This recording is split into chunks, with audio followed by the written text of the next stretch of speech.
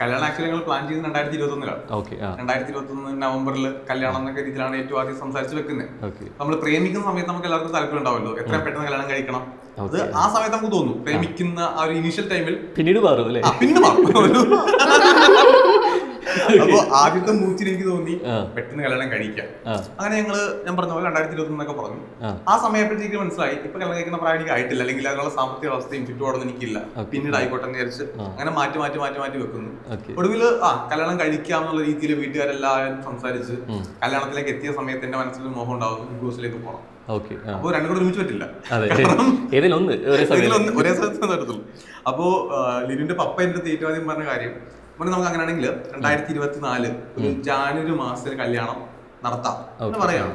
ആ പപ്പ പറയുമ്പോഴത്തേക്ക് എനിക്ക് പെട്ടെന്ന് ഒപ്പോസ് ചെയ്ത് ഇല്ല പപ്പ പറ്റത്തില്ല എന്ന് പറയാൻ പറ്റില്ല, കാരണം എല്ലാം ഓക്കെയാണ്, നമ്മുടെ ചുറ്റുപാടും കാര്യങ്ങളും എല്ലാം ഓക്കെ ആയിട്ട് നിൽക്കുന്ന സമയമാണ്. പപ്പ എനിക്ക് പറഞ്ഞു, എനിക്ക് 3 പെൺമക്കളല്ലേ, ഏറ്റവും ഇളയാണ് ലിനു, 2 ചേച്ചിമാരുണ്ട്. അപ്പോൾ 2 ചേച്ചിമാർക്ക് ആ സമയത്ത് ലീവും കാര്യങ്ങളൊക്കെ ഉണ്ട്, നാട്ടിലുണ്ടാവും. മോന്റെ ഇപ്പൊ എനിക്കൊരു സിസ്റ്റർ ഉണ്ടാവും, പുറത്താണ്, കൊച്ചിനും വരാൻ പറ്റുമല്ലോ. അപ്പൊ എനിക്കിത് കല്യാണത്തിന്റെ സമയത്ത് ഇവിടുത്തെ ബിഗ് ബോസിനെ വേണ്ടിയിട്ടേ ഇല്ല, കാരണം പറഞ്ഞിട്ടില്ല. ഞാൻ അതിന്റെ ഈ ബിഗ് ബോസിന് ഓരോ ഇന്റർവ്യൂസ് ഉണ്ടാവും, ഈ ഇന്റർവ്യൂസ് ഒന്നും ഞങ്ങൾ അറിയിച്ചിട്ടേ ഇല്ല. ഞാനെല്ലാം ഇങ്ങനെ ഒറ്റക്ക് സീക്രട്ട് ആയിട്ടാണ്, കാരണം അഭ്യർത്ഥനകൊണ്ടല്ല. ഞാൻ ബിഗ് ബോസിലേക്ക് പോവാണെന്ന് പറഞ്ഞു കഴിഞ്ഞാൽ ലിനുവിന്റെ ആദ്യത്തെ മറുപടി വേണ്ടെന്ന് തന്നെ പറയുന്നു. എനിക്കിത് അറിയാം വേണ്ടെന്ന് പറയുന്നുള്ളത്. അപ്പൊ ഞാൻ പെട്ടെന്ന് ആലോചിച്ചു എന്താണ് പറയുക. അപ്പോ ഇവളുടെ ചേച്ചി നടുക്കത്തെ ആള് ലിയ ഗർഭിണിയാണ്. അപ്പൊ ആ സമയത്ത് ഞാൻ കണ്ടെത്തിയ മാർഗം എന്ന് വെച്ച് കഴിഞ്ഞാൽ ലിയയുടെ കാര്യം പറഞ്ഞുകൊണ്ട്, ലിയ ഇപ്പൊ ഗർഭിണിയല്ലേ, അവർക്ക് ബുദ്ധിമുട്ടല്ലേ, അവിടെ നമുക്ക് കല്യാണം കുറച്ച് നാളത്തേക്ക് മാറ്റി വെക്കാന്ന് പറഞ്ഞിട്ട് നൈസായിട്ട് ഞാൻ കല്യാണം ആദ്യം മാറ്റി വെപ്പിച്ചു. പിന്നീട് 2024 ഓഗസ്റ്റ് മാസത്തിലേക്ക് എന്ന് പറഞ്ഞു. ഞാൻ കിട്ടി.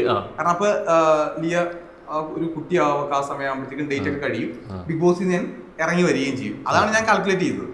അങ്ങനെ ഞാൻ കല്യാണം മാറ്റി വെപ്പിച്ചിട്ടാണ് എന്നിട്ട് പ്രസന്റ് ചെയ്ത സമയത്ത് എന്തായിരുന്നു മറുപടി? ഒറ്റടിക്ക് ഇത് വേണ്ട എന്ന് പറയുന്ന എങ്ങനെ മുൻകൂട്ടി അറിയാം? എപ്പോഴെങ്കിലും ചർച്ചകൾ ഉണ്ടായിരുന്നു? 6 വർഷമായിട്ട് അറിയാവുന്ന ആളല്ലേ, അങ്ങനെ പറയൂലേ. കാരണം ബിഗ് ബോസ് ഇപ്പൊ എനിക്ക് ഫസ്റ്റ് പറഞ്ഞു സമ്മതിച്ചു, ബിഗ് ബോസ് പൊക്കോ, കുറെ ഡിമാൻഡ്സ് ഉണ്ട്, കെട്ടിപ്പിടിക്കാൻ പറ്റില്ല.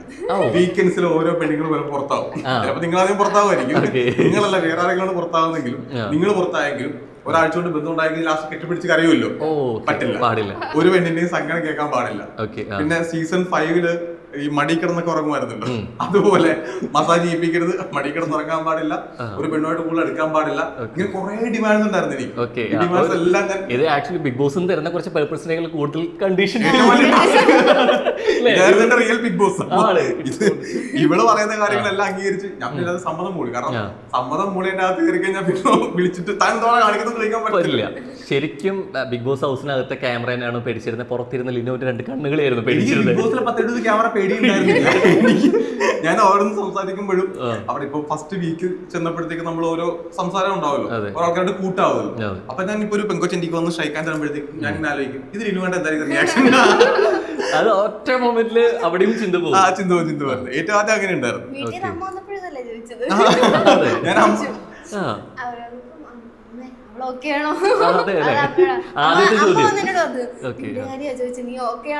ഇവിടെ എയർപോർട്ടിൽ നിന്ന് പുറത്തു വരുമ്പോൾ സമയത്ത് മീഡിയ എന്ത് പറയുന്നുള്ളതും അല്ലെങ്കിൽ ബാക്കിയുള്ള ഫാൻസ് എന്ത് സംസാരിക്കുന്നു എന്നുള്ളതല്ല അല്ലെ, ഇവിടെ ഒരൊറ്റ റിയാക്ഷൻ എന്താണെന്നുള്ളത്. ഇതൊക്കെ ഇങ്ങനെയുള്ള കണ്ടീഷൻസ് ഉള്ളതുകൊണ്ട് തന്നെ പ്രാർത്ഥന പെട്ടെന്ന് പുറത്താവണേന്നായിരുന്നോ?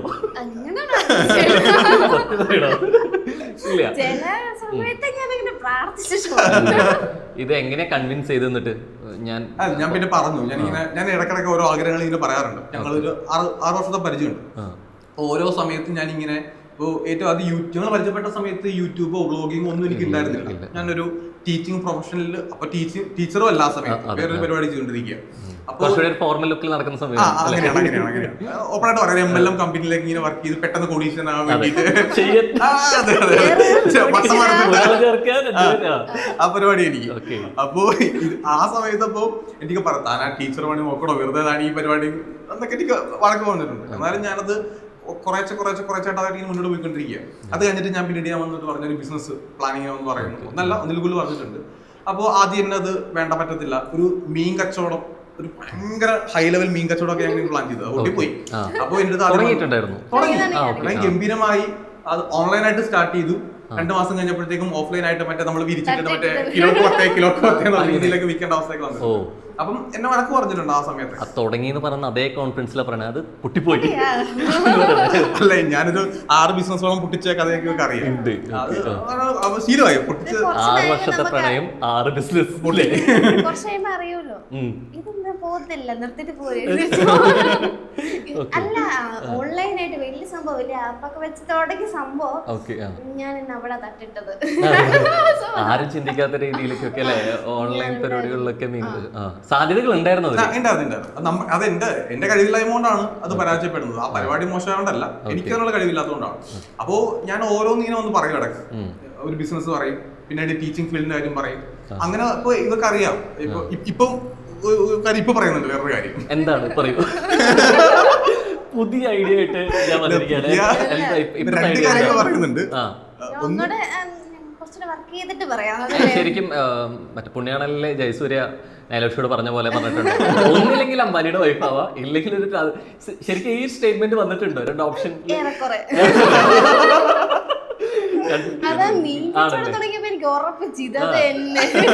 ശരിക്കും കൺവിൻസിങ് സ്റ്റാർ ആണല്ലേ?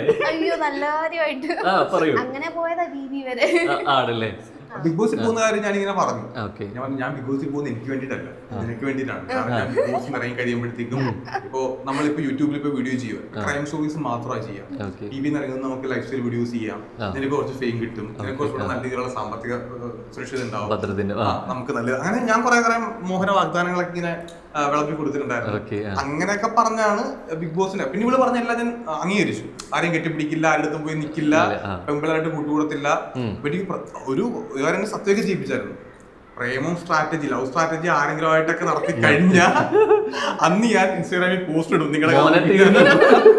അങ്ങനെ കുറെ പ്രശ്നങ്ങളൊക്കെ ഉണ്ടാവും. ഇതെല്ലാം അംഗീകരിച്ച് കഴിഞ്ഞിട്ടാണ് എന്നെ ബിബിയിലേക്ക് വിടാൻ സമ്മതിക്കുന്നത്. സത്യം പറഞ്ഞു കഴിഞ്ഞാൽ എന്നെ ബിബിയിലെ ആൾക്കാരെ വിളിച്ചിട്ട്, ബിഗ് ബോസിലെ ആൾക്കാരെ വിളിച്ചിട്ട് സിജോ നീ ഓക്കെ ആണെന്ന് പറയുമ്പോഴും എനിക്ക് അപ്പോഴും കോൺഫിഡൻസ് കംപ്ലീറ്റ് കിട്ടിയിട്ടില്ല. കാരണം ഇത് നോക്കിയാ പറയാം.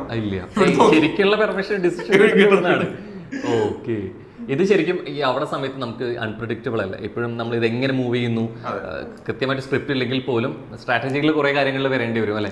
നമ്മൾ ഇല്ല. അപ്പൊ നമ്മൾ അവിടെ എത്തിയ സമയത്ത് ഇതൊക്കെ മാറുമ്പോഴും ഇങ്ങനെ ഇത് ആലോചിച്ചുണ്ടോ, എനിക്ക് കുറച്ച് പരിമിതികളുണ്ട് ശരിക്കും ലഭിക്കേണ്ടത്? അത് അങ്ങനെയല്ല. ഇപ്പൊ നമ്മളിപ്പോ എന്താ പറയുക, ഇവർക്കറിയാം ഞാൻ എന്തെങ്കിലും കാര്യത്തിലേക്ക് ഇറങ്ങി കഴിഞ്ഞാൽ എന്റെ മാക്സിമം അതിൽ കൊടുക്കും, അല്ലെങ്കിൽ ഞാൻ അത് സത്യസന്ധമായിട്ട് ചെയ്യുന്നു വെക്കുന്നറിയാം. അപ്പൊ ഞാൻ ഇത്ര പറഞ്ഞുള്ളൂ, നിനക്ക് ബുദ്ധിമുട്ടുണ്ടാകുന്ന ഒന്നും ഞാൻ ചെയ്യില്ല.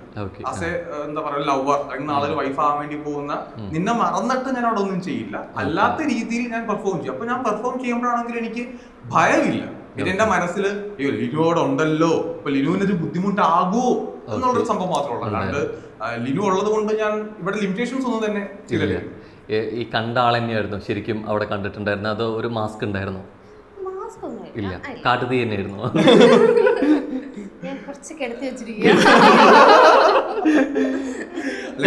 കല്യാണം കഴിഞ്ഞിട്ടേ എന്റെ അടുത്ത് 1-2 ആൾക്കാർ തന്നെ ഉപദേശം ഉണ്ടായിരുന്നു. ഞാൻ നമ്മള് ദേഷ്യം ഇത്തിരി ഉണ്ടാവുമല്ലോ സ്വാഭാവികം.